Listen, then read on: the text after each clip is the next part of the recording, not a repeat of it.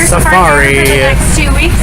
Take a look above you. You're going to see a picture guide of all the animals on the reserve. Now, we're not going to get to see all of them, but I will try my very best.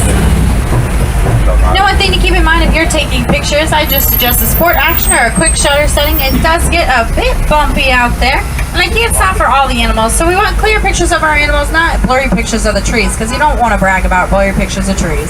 All right.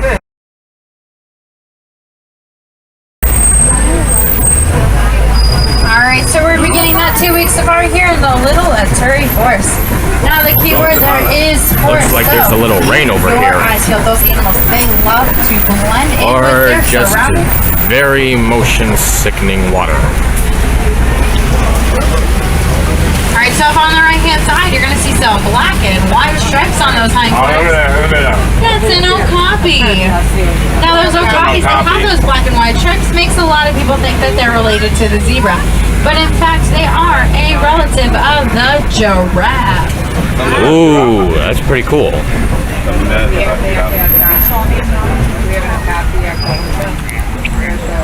Alright, now as we come around this corner on the left-hand side, you're going to see a watering hole. These watering holes, they give us the opportunity to see some of the more rare species sometimes, such as the black rhino. Now those black rhinos, they are poached for their horns, and unfortunately, there are less than 5,000 left in the world today. Wow. Because humans suck. So keep your eyes peeled up on that left-hand side. Oh, there's one peeking its head out there. Black rhino. So there's all those black rhinos over there. Now those black rhinos, they can weigh up to 3,000 pounds. But don't let their size fool you, because they can charge up to 35 miles per hour. Oh boy, I don't want one of those coming after me. Alright, so keep your eyes peeled. Those animals, they love to hide in the bushes, sometimes a little harder to see. Their coat colors help them blend in with their surroundings.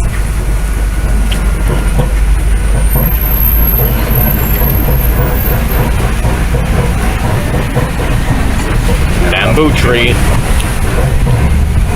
Alright, so it looks like it'll be coming up on the right-hand side. We're going to see 2 different animals.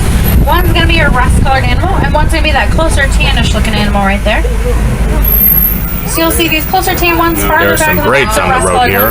Now the tan ones, those are greater kudu. We can tell they are female kudu because they do not have horns. Only the males are going to have horns. That's what we got. And then the rust-colored animals, those are bongo. Now those bongo, Christian, you they got are those referred to out as of the ghosts of the forest because they are exceptionally well trained. So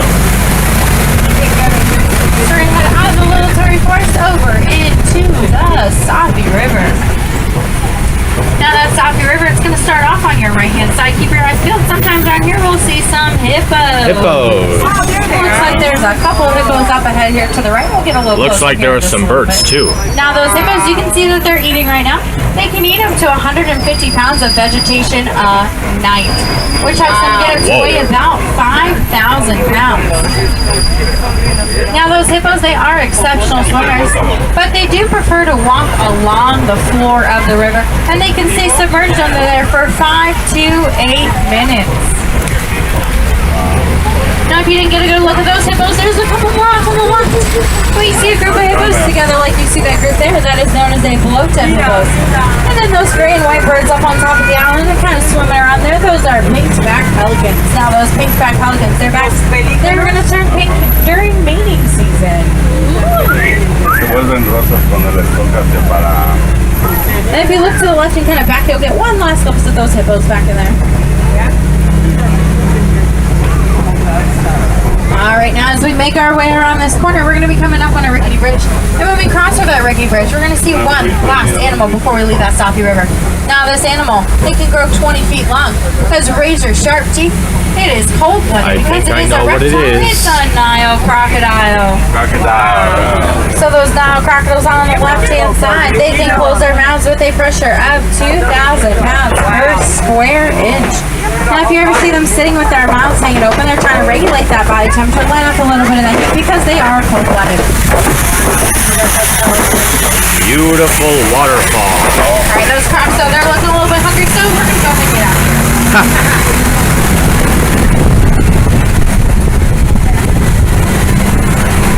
Maybe we can put Scrappy Doo on their menu. To a completely different ecosystem with completely different animals. Oh, there's a bridge over Speaking here. of different, as we make our way around this curve, take a look off to the right hand some side. little cave. You're gonna see a Right-hand side. baobab tree. Now that baobab tree on the right is also referred to as the upside down tree. Their limbs look like their roots, and they stay leafless for about 9 months out of the year. Now those trees, they can live to be about 2,000 years old. They can grow to be about 70 feet tall and about 60 feet around the base. They store water, so if you ever see What happened to elephants your rub their camera, tusks bro? up against it, they're just trying to get into some of that water.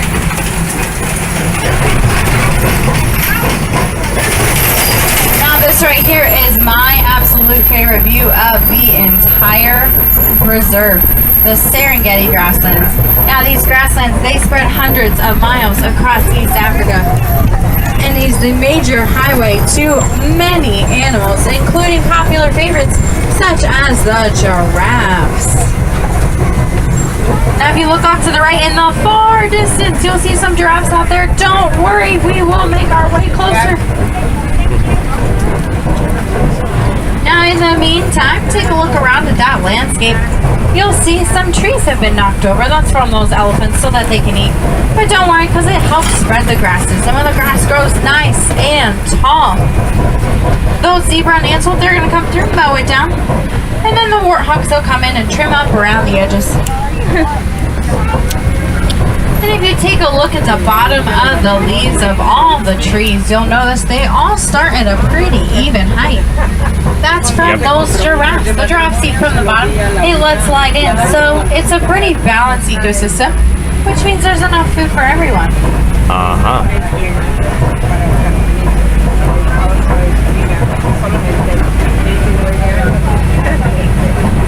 Alright, now as we come around this corner, you're going to see a couple of rust-colored rock-looking formations sprinkled throughout the savanna. Now, does anybody know what those are? They're termite mounds. They are made out of dirt and termite saliva. They bake in the hot African sun and Maude would become like that as rock. hard as There's one right over concrete. here, Kristen. Now the elephants, they love to rub up against these termite mounds. It wears them down like that one you see in the far right off there. And when they get worn down like that, the antelope, zebra, and Another other rock for small Maude. animals, they're going to stand up on top of them, kind of use them as a lookout point over the tall grasses, looking out for any approaching predators. Yeah, too bad they have bugs on them.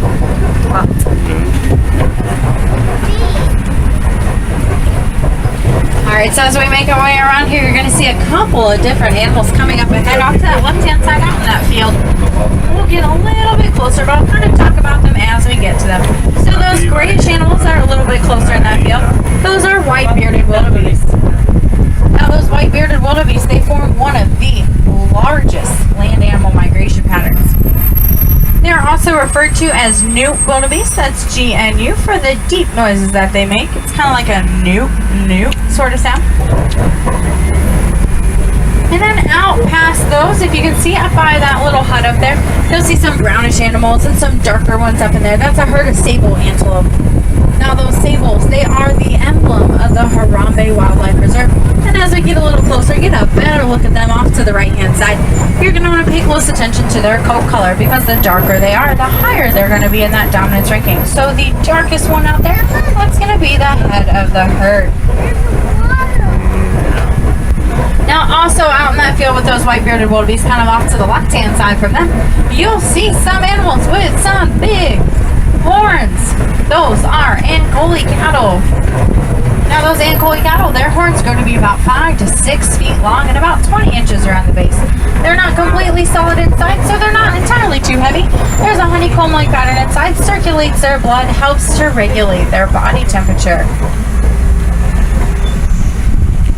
Alright, so once again as we pass them, closest one to us, grayish ones, those are white-bearded wildebeest. Farther ones out, kind of off to the right-hand side, sable antelope. Look in the middle there, you'll see the darkest one, that's the head of the herd. And then off to the left from these white-bearded wildebeest, you'll see those Ankole cattle, and also giraffes.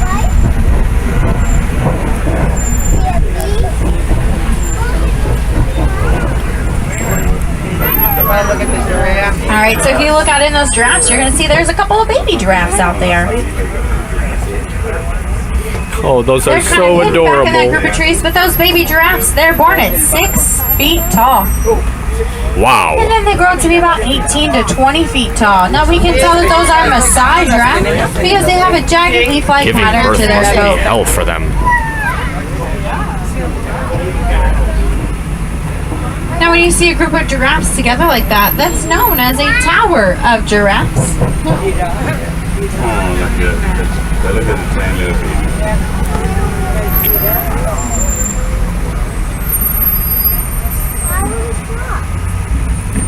Now one thing those giraffes and humans have in common, we both have 7 vertebrae in our necks. That's going to be 7 neck bones. Theirs are just going to be a little bit more stretched out than ours. Nice clouds. So we can see, you can kind of get another glimpse of those baby giraffes off to that right hand side. And you'll get one last look here in just a minute.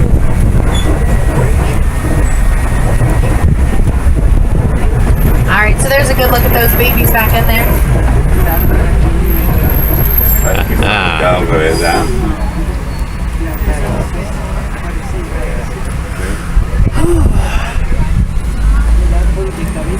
Alright, so we're going to make our way over to Monkey Point. Now Monkey Point gets its name from the mandrills that hang around here from time to time. Good way to spot them out pretty quick is they're the most colorful of the primates. So they have blue and red faces. So as we get ready to come around this corner, you're going to want to keep your eyes peeled off to that left-hand side. Hopefully you get to see some of those mandrills. More beads on the road.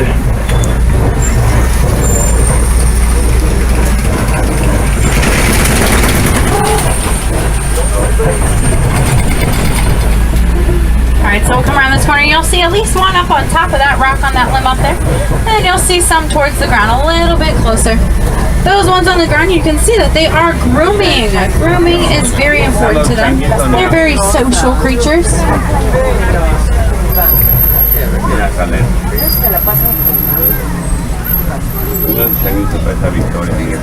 And we're also on the outskirts of the red clay pits. Now the red clay pits is where we're gonna see some elephants.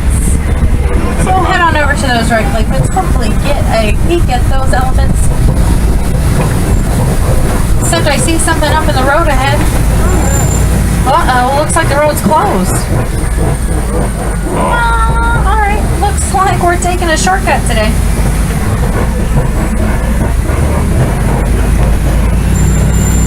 Right now, it's been a while since I've gone this way. Last time I went through, you know, the bridge wasn't doing good. We crossed over it, but it creaked a little. I'm sure it'd be fine this time around, though. Or it looks worse than the last time I saw it. Alright, we're going to take a nice and slow run. Just hold on tight. We should be okay.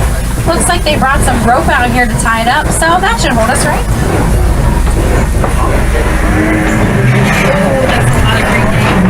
Remember I said these old bridges stay creaked. Oh, okay. Alright, everyone, think to your right. To your right. Oh, okay. Holy crap. Oh my God. Alright, we're going to take a nice and slow getting off. Gonna get everyone off nice and safe once we're off. I think that was scripted. There we go.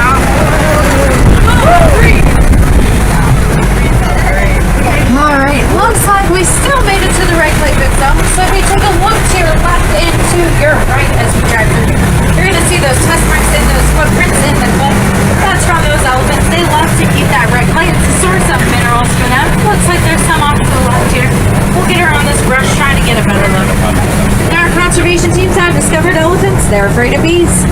So farmers in Kenya, they'll put up beehive fences around their crops to keep the elephants from trampling in. Keep the farmers elephants from right getting there. mad. And the farmers will also sell the honey for a profit. So it's kind of a win-win situation. Alright, now looks like we might be picking up something from the local radio, so I'll turn it up for you. Sit down, relax, enjoy that view.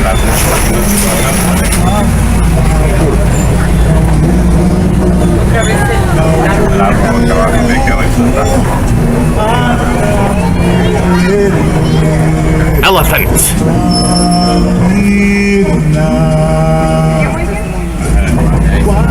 Huh. I thought the Burger King guy would show up, but alright. Up, another upside down tree. Well, let's just keep looking at those elephants.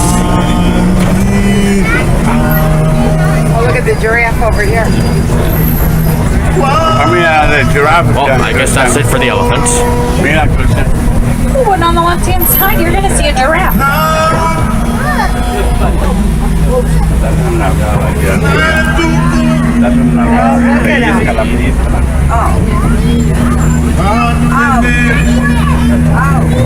Also on the left-hand side, you're gonna see some flamingo. Now those flamingo, they're greater flamingo. They're the lightest shade of pink of all the flamingo species. They get their pink coloring from the beta keratin in the shrimp and other crustaceans that they eat. They're actually born at a light gray color. They get that pink coloring throughout the years.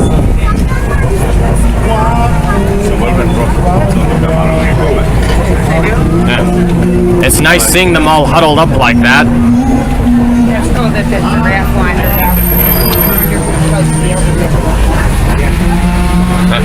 Smart giraffe.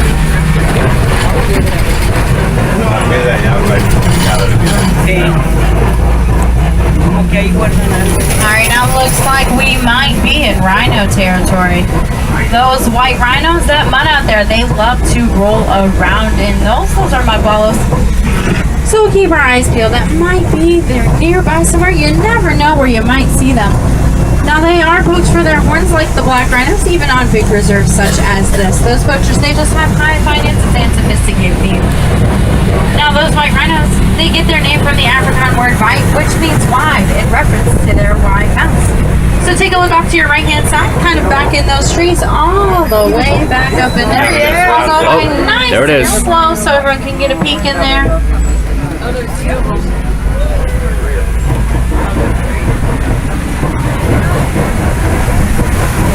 Oh, I guess that was it.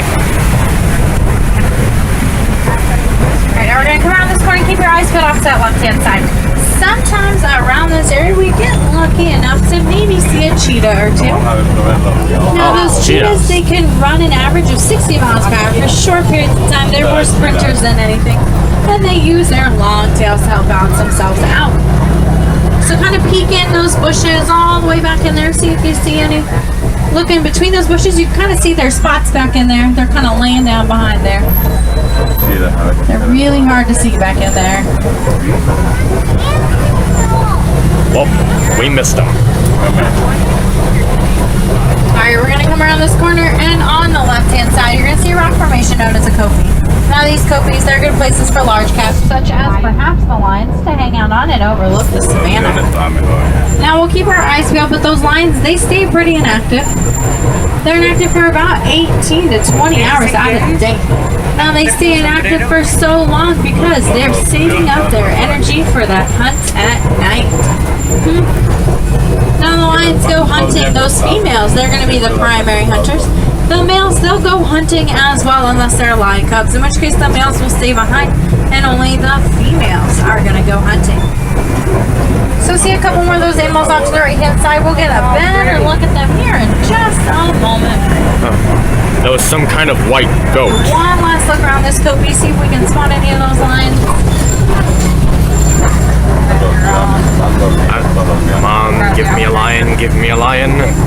Alright, doesn't look like they're around there right now. I But guess as we come not. around this corner, you're going to want to keep your eyes peeled off to the left-hand side. On the left-hand side, you're going to see those burrows. And up on top of those burrows, you're going to see a warthog. Now that warthog up there, it is the largest burrowing animal. Now when a warthog feels threatened, it's going to back up into the entrance of its burrow and expose its sharp tusks to defend itself. And then going to be coming up on the right-hand side, you're going to see those white animals we got a glimpse of earlier. Those are addax. That's A-D-D-A-X. Now those addax, they can go almost in their entire lifetime without drinking water. Oh, They're going to get all the moisture that they need out of the vegetation that they eat. oh. Those are highly hydrated animals right there.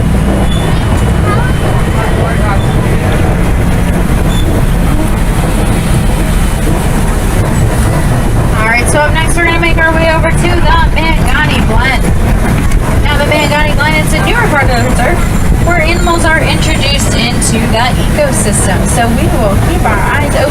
any of those animals?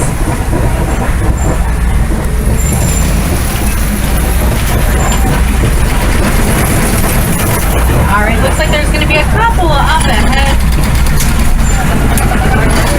So they're straight ahead on the hill right now. As we go around this right-hand curve up ahead here, they're going to be up on your left-hand side. You see some whitish-brown animals? Those are scimitar horned oryx. Now those scimitar horned oryx, they get their name because their horns have a similar shape to the Middle Eastern scimitar sword. Those horns grow to be about 3 to 4 feet long. They are very thin, very fragile, so they do break very easily. Those scimitars can also raise their body temperature to match the temperature of the environment all the way up to 116 degrees. Now, once the temperature of the environment passes 116 degrees, that's when they're going to have to start sweating in order to compensate for that heat. Oh, those are chains. Alright, so we've seen quite a few cool animals today. Remember that no matter where you live, you can help out with those conservation efforts. Just keep in mind, any good conservation method is going to be a good balance, not only benefiting the animals, but also benefiting the humans that live around them. Now, one way here in Harambe we try to help out is we have teamed up with the Disney Wildlife Conservation Fund. For every dollar that is donated, Disney will donate $1 as well. So a $2 donation turns into a $4 donation, and every little bit counts and helps out with those animals that you saw here today. Right now, unfortunately, it does look like our safari is coming to an end. Those 2 weeks, they just flew on by. So I'm going to drop you off at the nearest border post, and from there it's going to be a short walk back to Harambe Village.